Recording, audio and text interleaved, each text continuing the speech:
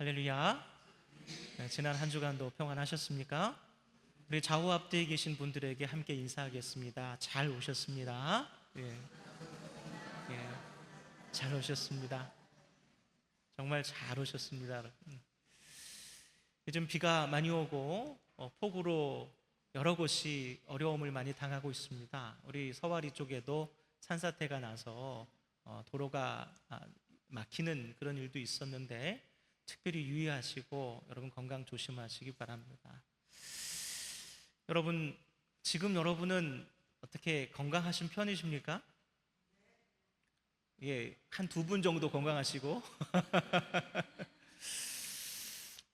우리 성도님들이 전체적으로 고령이신 분이 많으시다 보니까 아픈 분들보다 아프지 않은 분들을 찾는 게 더 어려워요. 그래서 제가 종종 여러분들 뵈면서 어디 편찮으신 데 있으십니까? 라고 물어보면 아이 목사님 그걸 질문이라고 하세요 라고 하면서 어이없게 쳐다보시는 분들이 많아요. 다 아프지요. 안 아픈 데가 없지요 라고 말씀하셔요. 그렇다면 여러분들을 포함해서 우리 한국 사람들은 어디가 그렇게 많이 아플까요? 최근 한국인들의 질병에 관한 보고서를 찾아보니까 가장 많은 1위 질병이 바로 심혈관계 질환입니다. 심장병, 또 뇌졸중. 그 다음 2위가 바로 암인데 위암, 폐암, 간암, 대장암 순이었어요. 3위가 당뇨고요. 4위가 호흡기 질환, 만성폐쇄성 질환, 폐렴 등 이런 게 굉장히 많답니다. 그리고 5위가 정신건강 문제로 우울증과 불안장애, 이런 여러 질병들을 겪고 있다고 합니다. 한국인들이. 아마도 여러분들 중에도 이 중에 해당하는 질병을 앓으셨거나 지금도 앓고 계신 분이 있을 것이라 생각이 듭니다. 이와 같은 질병들은 우리의 삶의 질을 크게 떨어뜨립니다. 그리고 삶의 의욕과 만족감도 잃어버리게 만듭니다. 더불어 치료비도 많이 지출이 돼서 경제적으로 어려움을 겪게 되기도 합니다. 사회적 관계에도 영향을 미칩니다. 관계들이 깨지게 돼 있어요. 한마디로 질병은 행복을 추구하며 살아가는 우리 모든 사람들에게 있어서 결코 만나고 싶지 않은 인생의 복병과 같은 것입니다. 그래서 사람들은 그와 같은 질병을 만나지 않거나 또는 극복하기 위해서 여러 가지로 노력을 하죠. 열심히 운동하시는 분들이 보입니다. 바깥에 보면 매일매일 걸어 다니시는 우리 성도님도 계세요. 음식을 가려서 먹는 분들도 계십니다. 건강검진 때마다 받으시는 분 계시고요. 적절한 치료를 받으시는 분들이 계십니다. 그렇게 질병을 다스리고자 하지만 그럼에도 불구하고 이 질병을 다스리고 극복하는 일은 결코 쉽지 않습니다. 예수님께서는 공생의 사역 초기에 이 질병을 치유하는 데 상당히 많은 시간을 할애하셨습니다.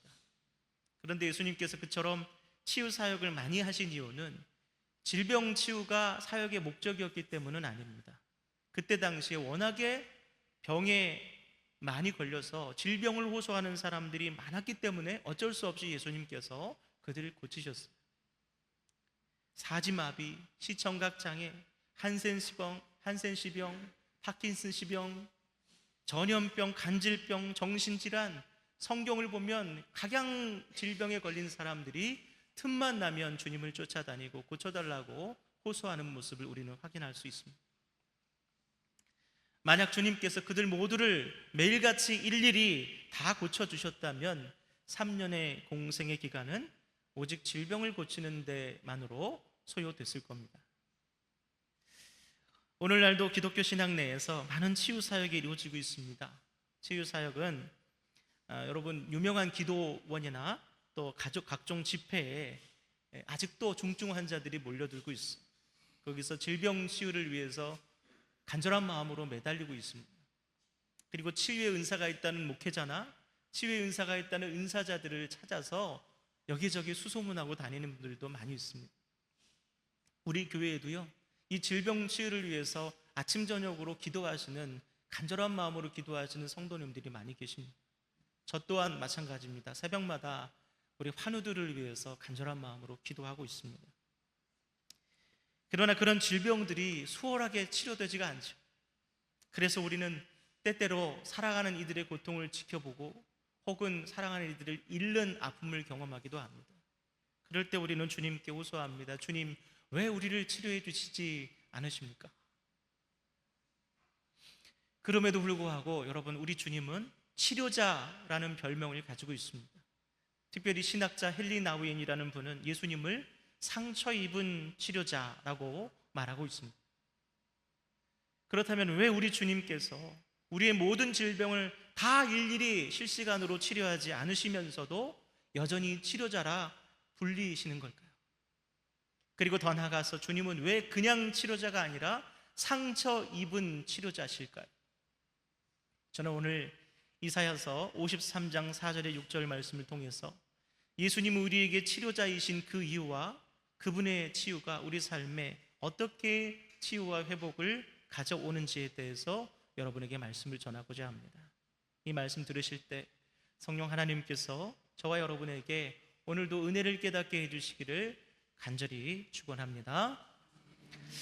먼저 오늘 본문 말씀의 배경에 대해서 간단한 설명을 드리겠습니다. 오늘 본문이 나오는 이사야 53장은 유다의 멸망과 포로기 이후의 상황에 대한 예언을 담고 있습니다.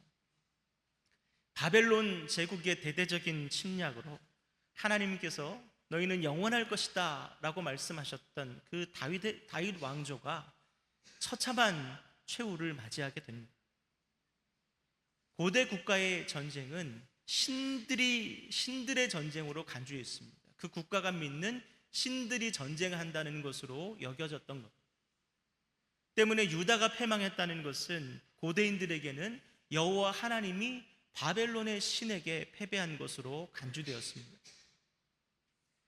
처참하게 무너진 예루살렘 성전과 또 수없이 많은 동족들의 죽음을 지켜본 유다 백성들 또한 하나님께서 바벨론의 신 바루둑에게 죽음을 당했고 이제 우리는 모든 것이 끝났다라고 여겼습니다. 그런데 바로 그때 하나님의 영이 수백 년 전 활약하던 이사야 선지자의 후예들에게 강력하게 역사하셨습니다. 그리고 그 내용은 바로 유다를 회복할 메시아가 출현할 것이다, 즉 예수 그리스도의 초림에 대한 예언이었습니다.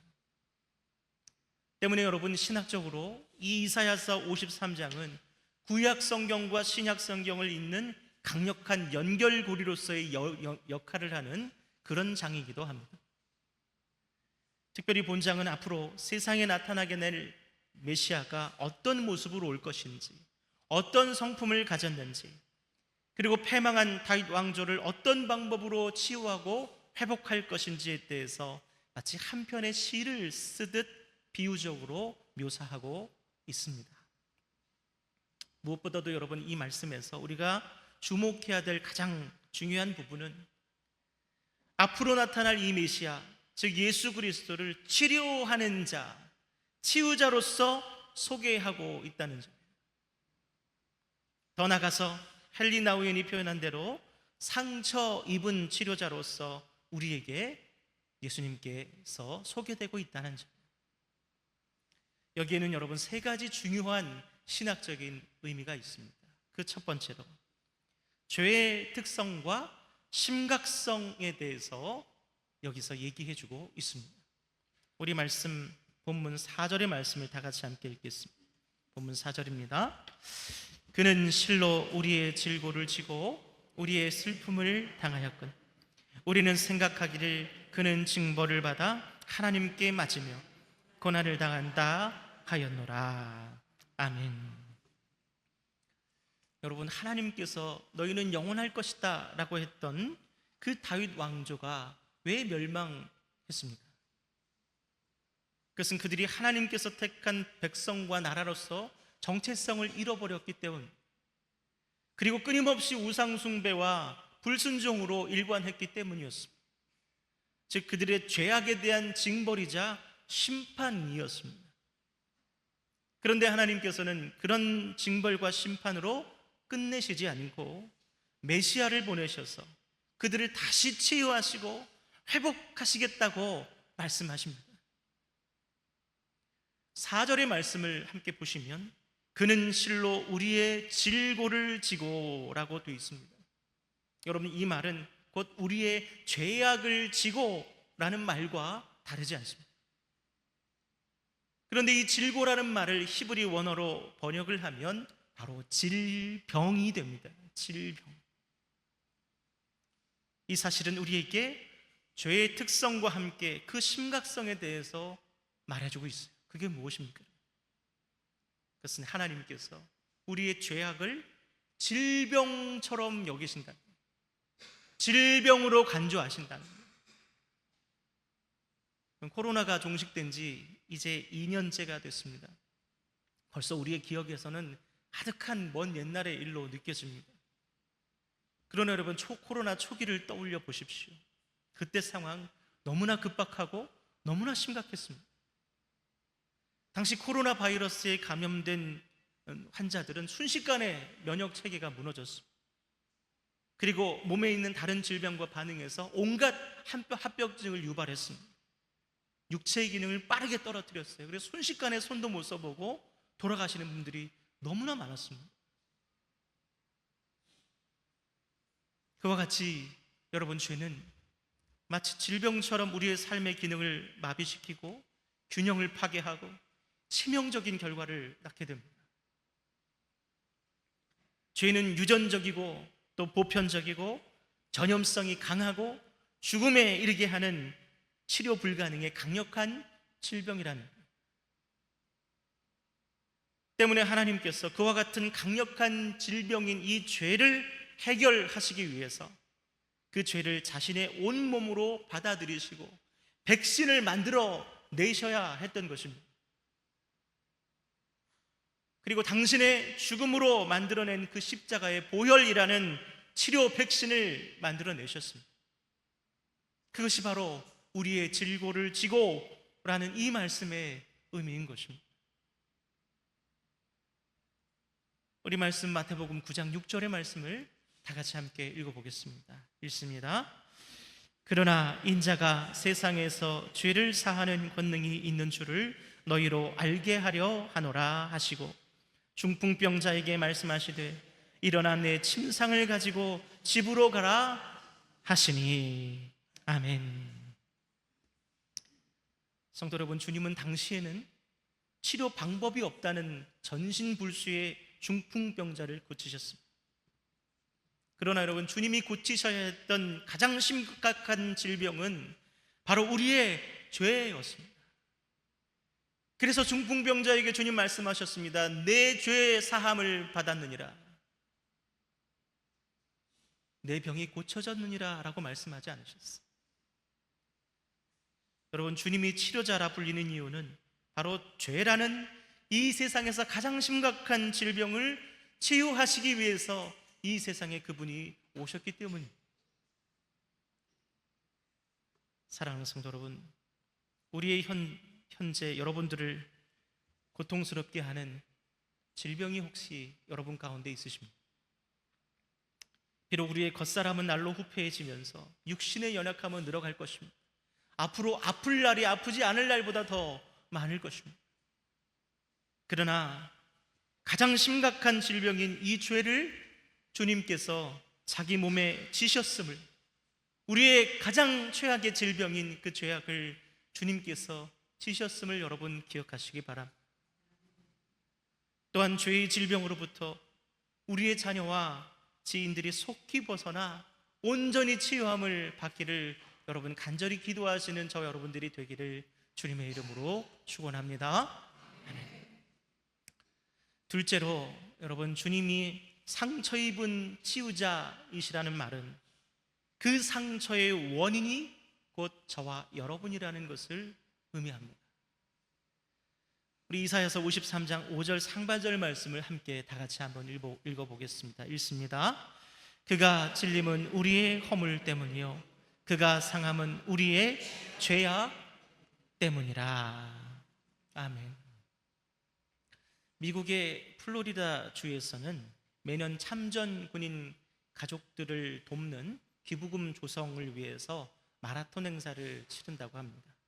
지난 2022년 6월에도 이 마라톤 행사가 진행됐습니다. 이 행사에 7천 명이나 되는 사람들이 참여를 했다고 합니다. 당시 곳곳에 안전사고를 대비하기 위해서 경찰 차량들이 대기 중이었고, 그 중에는 쉬크라는 이름의 한 여성 경관이 있었습니다. 수천 명의 참가자들이 줄줄이 이어 달리고 있는 그 와중에 갑자기 저 멀리서 차량 하나가 빠른 속도를 내며 참가자들을 향해 정면으로 돌진했습니다.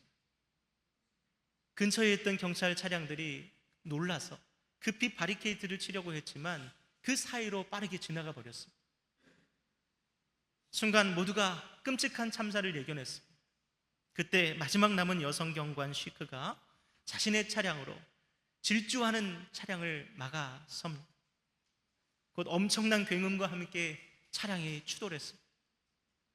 가해 차량의 운전자는 술에 만취한 여성 운전자였고, 그녀는 이 사고로 중상을 입었습니다. 차량을 막아선 여성 경관 쉬크 또한 이 사고로 인해서 중상을 입었습니다. 긴급히 이송되었고 다행히 생명은 건질 수 있었습니다. 이 여성 경관 쉬크가 나중에 인터뷰를 통해서 당시의 심경을 이렇게 밝혔습니다. 사고 후 응급 이송되면서 행사 중인 다리를 지나갔는데 그 다리 위에 서 있던 참가자들을 보게 됐습니다. 그 순간 저는 그 사람들이 모두 무사하다는 사실에 감정이 벅차 올랐습니다.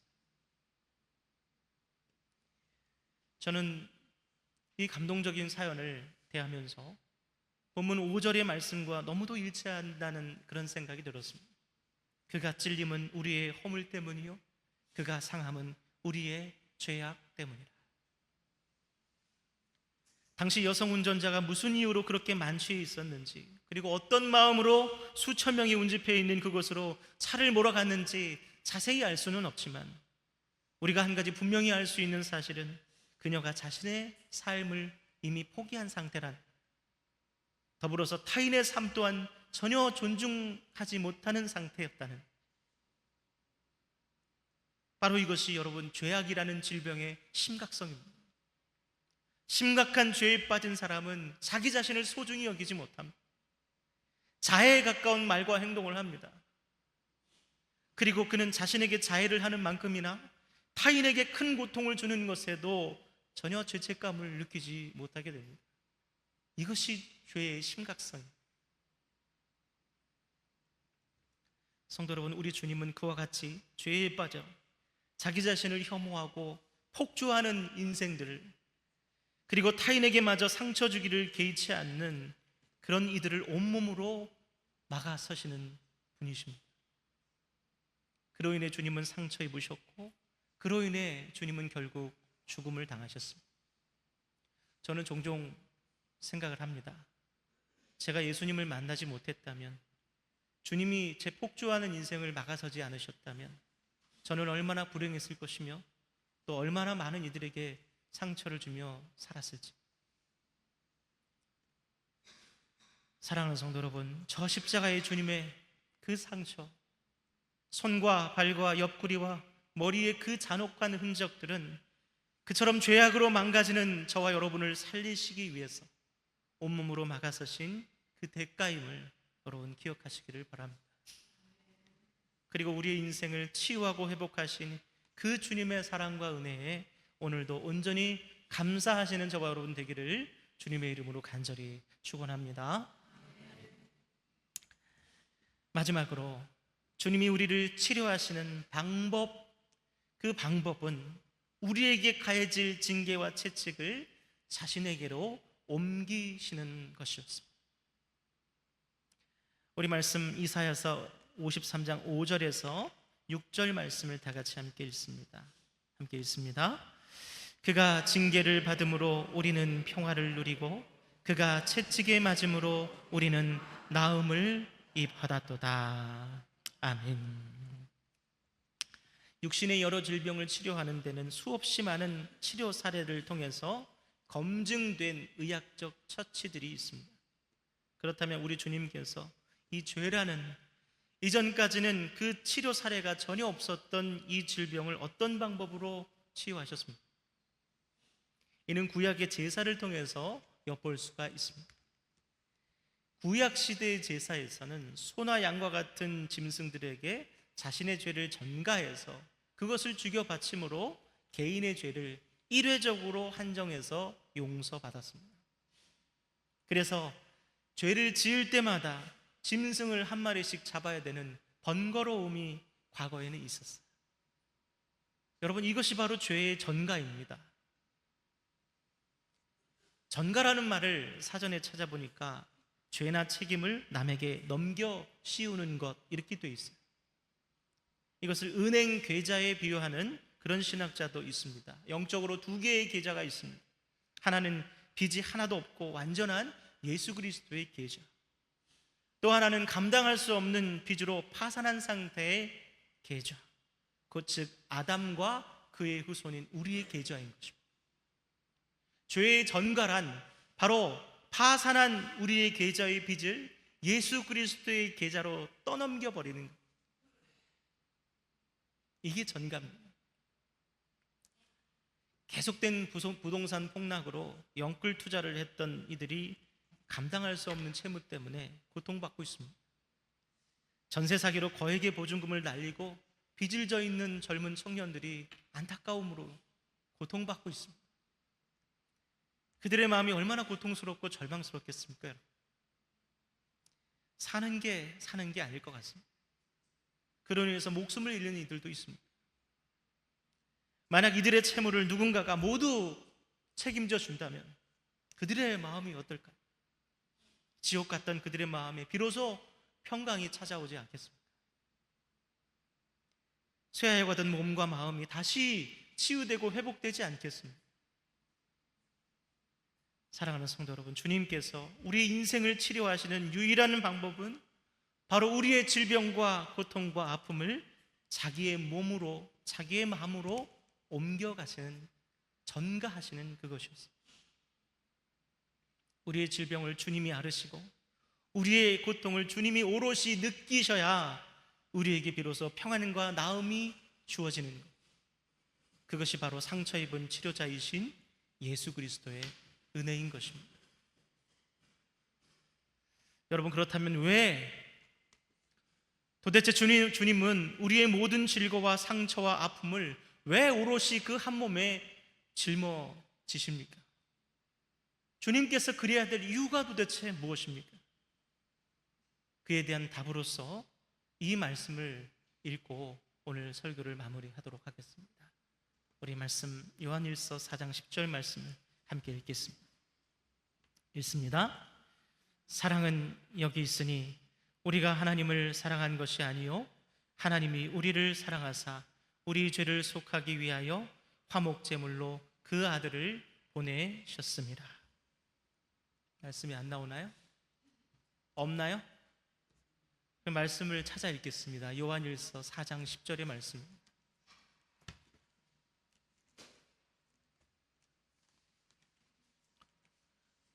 요한일서 4장 10절의 말씀.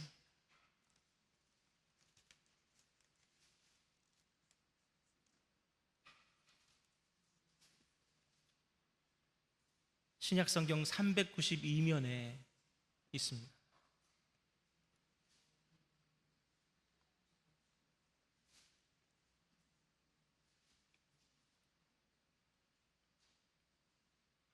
우리 말씀 찾으셨으면 우리 한 목소리로 읽겠습니다. 사랑은 여기 있으니 우리가 하나님을 사랑한 것이 아니요 하나님이 우리를 사랑하사 우리 죄를 속하기 위하여 화목제물로 그 아들을 보내셨습니다. 아멘. 기도하겠습니다. 하나님 아버지, 감사합니다. 죄로 인해 죽어갈 저희들을 그 온몸으로 우리의 죄를 다 받아내시며 우리가 받아야 될 고통과 우리가 받아야 될 질고를 짊어지심으로 우리를 회복하시고 치료하신 주님을 하나님 깨닫습니다. 주님, 그 주님께 감사를 드리고 모든 영광을 돌려드립니다. 주님, 그렇게 우리의 모든 질고를 지신 이유가 주님의 우리를 향한 깊으신 사랑 때문이었음을 말씀을 통해서 깨닫습니다.